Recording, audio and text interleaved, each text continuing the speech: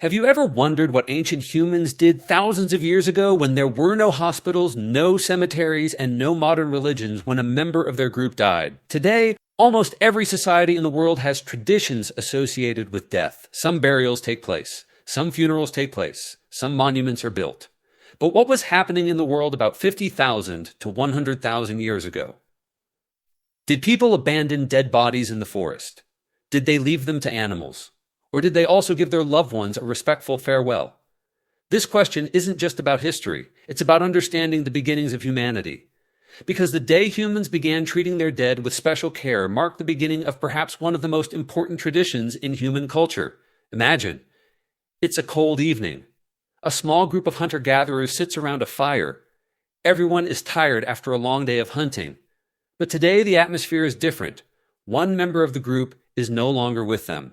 The person with whom they foraged for years, the person with whom they spent winters, the person with whom they raised children, he is now gone forever. Today we know that death isn't just the end of the body, it's also a test of relationships. And the same probably applied to our ancient ancestors. Over the past several decades, archaeologists have made discoveries around the world that have shed light on this mystery. Studies by researchers, including British archaeologist Paul Pettit, show that some of the oldest human remains weren't simply found naturally. They were deliberately placed in the ground. This isn't a simple matter, because burying a body means people were acknowledging its death.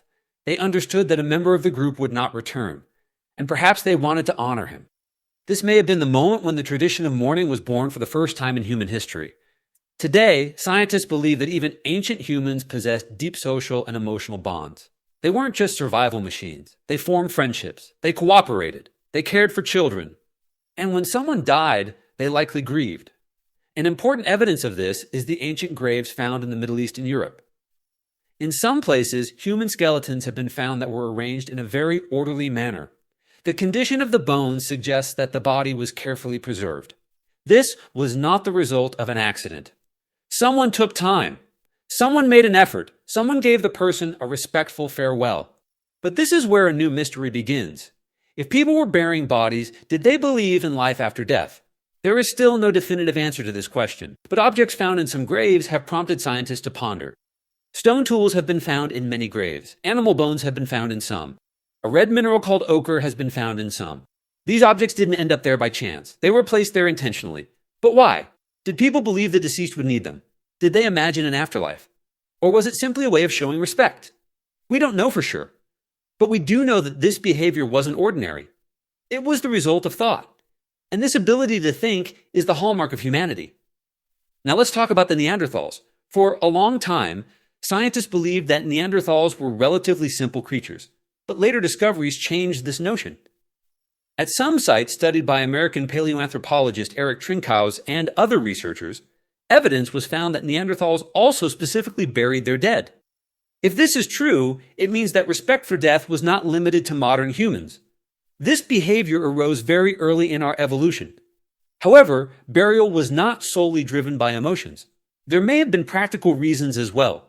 A body lying in the open could attract predatory animals. This could have posed a threat to the entire group. Therefore, burying the body may have also been a protective measure. It is possible that it originated for practical reasons.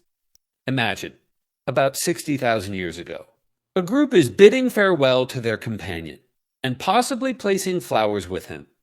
This wouldn't be just a burial. It would be a symbol of love, respect, and memory. However, this theory was later debated. Some scientists suggested that pollen could have been carried by wind or animals. But whatever the reason, one thing was clear. The dead were treated with special care. Now imagine that ancient world once again. Dusk is falling. The fire is slowly dying out. One member of the group has been laid to rest in the ground. Perhaps his favorite tool is placed with him. Perhaps someone is seeing his face for the last time. Perhaps the children don't understand what happened. Perhaps the elders are standing silently. We don't know what words might have been spoken at that time. But we know that this wasn't just a biological event, it was an emotional event. And that's what sets us apart from other creatures. Even today, when a loved one dies, we don't just see the body, We remember memories. We remember stories. We remember relationships. It's possible that this same feeling existed in our ancestors as well. In some graves, children were buried with great care. Decorative objects were also placed with them. This indicates that no matter how young they were important to the group. This leads to an important conclusion. Imagine for a moment what death must have looked like to those ancient people. They had no science to explain it, no doctors to identify the cause, no books to tell them what happens after life ends. One day a person was walking, talking, hunting, and laughing with the group. And the next day that person was completely still, no movement, no voice, no response. For early humans, this must have been one of the greatest mysteries they ever faced. Perhaps they sat around the fire asking questions that humans still ask today. Where did that person go? Will we ever see them again? Why does life end? These questions may sound modern, but many researchers believe the roots of such thoughts could stretch far back into prehistory. The awareness of death may have changed the way humans saw themselves. Unlike most animals, humans could remember the past and imagine the future.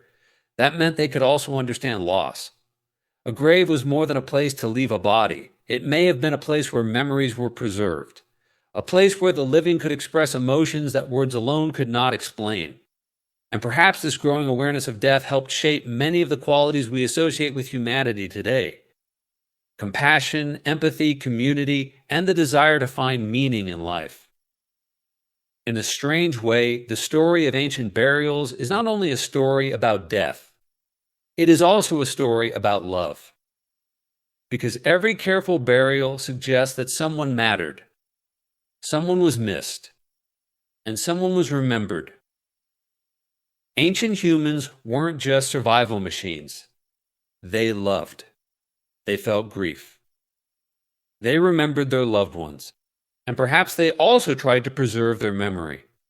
This is why many anthropologists consider death rituals to be one of the earliest signs of human civilization. Because when a society begins to value its dead, it is moving beyond simply surviving. It is creating culture. It is creating traditions. It is searching for meaning. Ironically, it is the deaths of these ancient people that tell us the most about their lives. We don't know their names. We don't know their language. We don't know their voices. But their graves still convey a message to us today. That humans didn't always live solely for survival. They lived for relationships. They lived for friendship. They lived for family. And for those they missed after death. That's why when we look at graves thousands of years old, we don't just see bones. We see humanity. And that's perhaps the most moving story in human history. If you enjoyed this video, please like this video, subscribe to the channel, and turn on notifications for more fascinating journeys into human history. And let us know in the comments.